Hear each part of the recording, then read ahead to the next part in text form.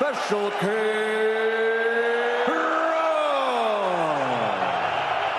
Gennady Golovkin, a.k.a.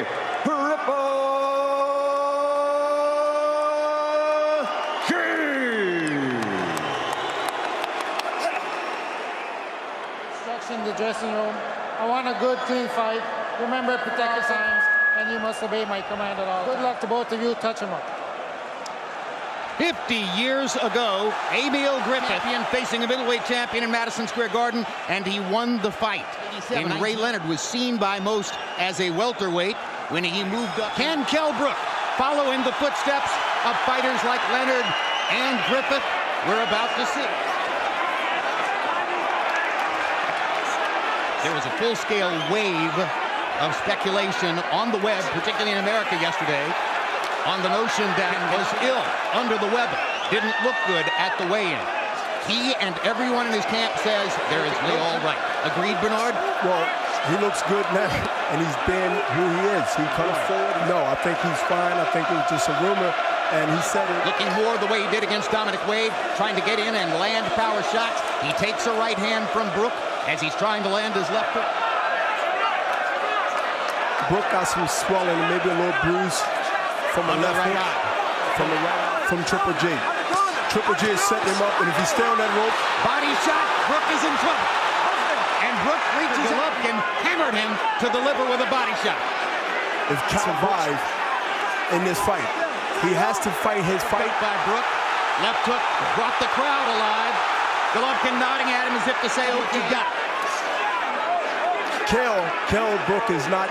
And he has to now find a way to survive this round. Triple G is continuing to put pressure, and he's continuing to make his punches count. Back Golovkin off a little bit. And just one punch. He's throwing a jab, put one punch at a time, and going back towards the rope. He must keep Triple G is #1 in the sport by Kapimat's count in landing jabs. There's a good uppercut for Brook. And now Golovkin comes back. There's a mark outside Golovkin's left eye from the puncher a bigger chance. Triple G will have a bigger and a greater chance in exchange. In round one.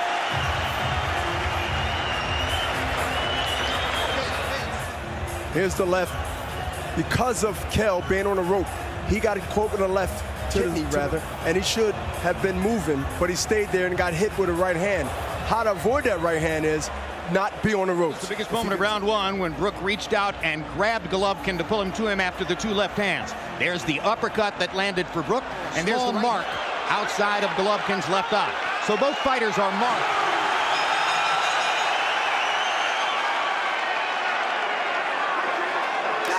Veteran referee Marlon Wright staying distance to give freedom of movement to Golovkin and Brook. Patient but consistent, because if he sits there and wait and take a he don't want to be on the end of those punches. He has to be thrown by both men, and if he's not first, I don't believe he can take the power in a long fight with Triple G. Well, for better or for worse, have to fight with Triple G.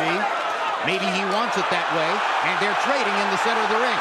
And right now, Brook is getting the better of it. He get too comfortable because Triple G is a high percentage knockout punch, but he can't think about, Kell Brook can't think about the power, but he must think about what can happen. As far as knockdown, he must be conscious of that. Golovkin going to his jab now, round one. Now jabbing, set up the right hand. And Golovkin landing and sweeping a right hand across Brook. Brook just threw a nice short counter.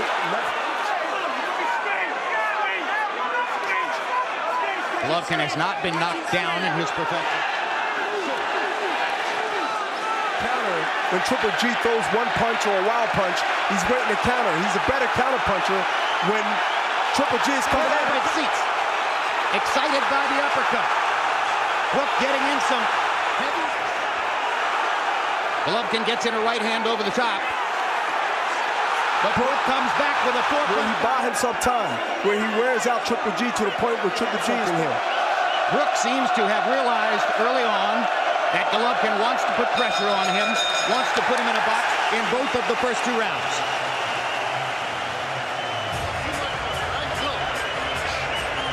Brook setting up. that left uppercut because he threw the right lead first. And he's seen this punch because before the round, he did, if you continue to throw it in spots where it's needed. Brook, let's not get too brave, but smart enough to fight a smart man fight.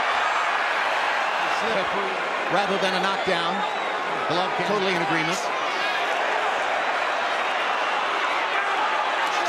Now you see Rush because what is urgency? Is urgency because he see himself getting outboxed and getting hit he never got hit with. And I'm pretty sure his trainer told him to go out there. He's digging to the body with a three-punch combination. Triple G, jab, right hand. Brook was able to keep a lot of the action in the center of the ring where he likes it. Golovkin has been able. Hard right hand by Golovkin. Just misses with the left hook.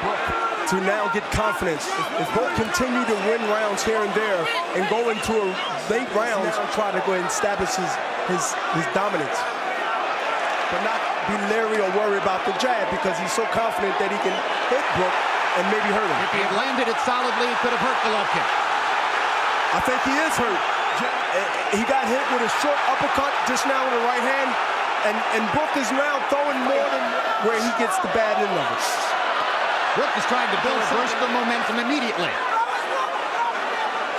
Today may be thinking again that they were onto something, but Golovkin keeps bearing in and putting pressure on Kell Brook here in round 3. Starting to swell badly, and Triple G just threw a left and a straight right. And Brook comes back aggressively, winning the admiration of the crowd, and for both fighters. I want to see something in here when he's up against the ropes, all right? Now seeing a position of throwing the right hand, which he did, a right hook that came around the left hand of Brook. And the punch is there because he's sitting there. Now here we go with throwing combinations after the jab. What I would call a lot of wild or desperation punches in the fights we've seen up to this moment. Here and there is outboxing him, competing with him, perhaps won the second round. Gennady Golovkin finds himself, it appears, in the closest thing to a real fight so far in this. With Triple G showing some frustrations because running, boxing, moving, punching, slipping. Every now and then, Brook and his corners continue to tell him, don't be on the ropes, be in the center of the ring, or keep moving left to right. As you see on the ropes, Triple G has a shot when he's on the ropes. And face Brook right is now. landing some solid punches. Golovkin taking them so far. Yes, and Brook's face right now is showing the effect of the power.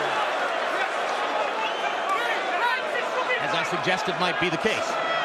Golovkin placing body shots now. Whether it's coming from the left side or the right side, he has in second rounds. Golovkin sticking the jab. Both fighters' faces are showing damage from the shots they've landed in the first 3 rounds. He's trying to hammer Brook to the liver one more time with the left hand here in the 4th.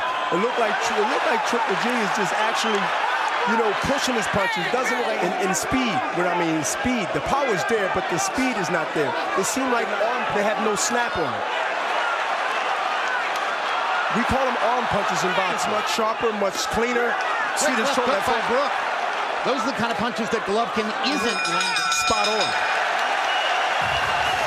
Trust me, I'm watching every moment. I'm watching every moment. Do you understand? Dominic Ingle is called the towel to Kell Brook. This is called the bait and switch. He pulled him in to counter him. He pulled him in to throw a punch. There's some urgency from Ingle talking to Brook. 39-37 Gennady Golovkin. You know, Jim Brook got some jaw. I mean, I haven't seen a guy stand there and trade with Gennady Golovkin in God knows how long. 3-1. And Golovkin delivers his fiercest rally of the fight. Completes that scoring summary. Now Brook holding out his arms as if to say, to the ropes, Bernard. And Brook is putting his hands up like he wasn't hurt, but you know, he might be hurt later. So I think he should stay focused. I think he was hurt a little bit to let the opponent know that you're not hurt, but that normally means the opposite. He needs himself to get countered like he just did with a straight right. And I believe he's hurt with this, and now Triple G is going to keep him there. Halfway through the 5th round. Golovkin is now landing body shots again. He did in round number 1. And yes, he is. He's pop shotting right now, as you see. And Dominic in the far corner is holding up a towel. Ingle is trying to get referee Marlon Wright to stop the fight, and now he finally throws the test. He's going to have a technical knockout victory in round number 5. And that's an amazing decision on the part of Dominic Ingle. We saw his urgency between rounds prior to that round, but who would have thought? He was in that same position, but he got out of that position. I don't see no difference. This is earlier in round 5, Bernard. Exactly. Here's it right now. To me, he's the undefeated, universally recognized middleweight champion of the world, Gennady Golovkin, a.k.a. Triple